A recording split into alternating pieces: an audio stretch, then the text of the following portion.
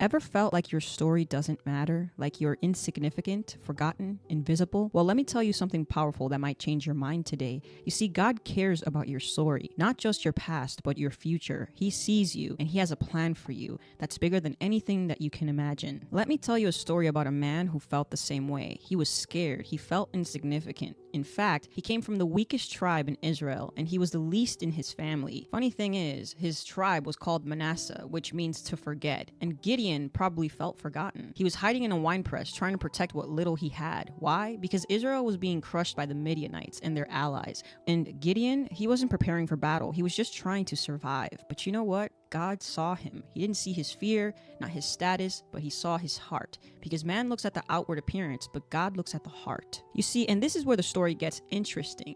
This man, appearing to be little, insignificant, fearful, and even for the weakest from his tribe, least in his family, this is the one that God calls to lead an army, where 32,000 men show up, and God says that's too many. So he narrows it down to just 300 men. And with only 300 men, Gideon defeats an army coalition of Midianites, Amalekites, and Eastern peoples over 135,000 strong, because the sword of the Lord and of Gideon went forth, and God was with him. And just like God called on Gideon, He's calling on us.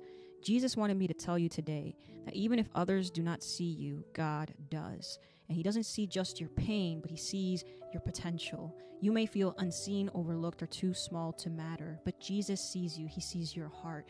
And He will take your fear and even the things that you think are insignificant and every place that the world lied and said that you don't count, and He will reshape your life into something breathtaking, full of purpose, beauty, and eternal weight. You see, when your life becomes a part of Jesus' story, it doesn't just matter, it transforms. Because in His hands, even the smallest life becomes a miracle. 1 Corinthians chapter 1 verse 27 says, God chose what is foolish in the world to shame the wise. God chose what is weak in the world to shame the strong. If you're ready to be seen, known, and loved, come to Jesus. He's waiting for you. You matter to Him. Blessings.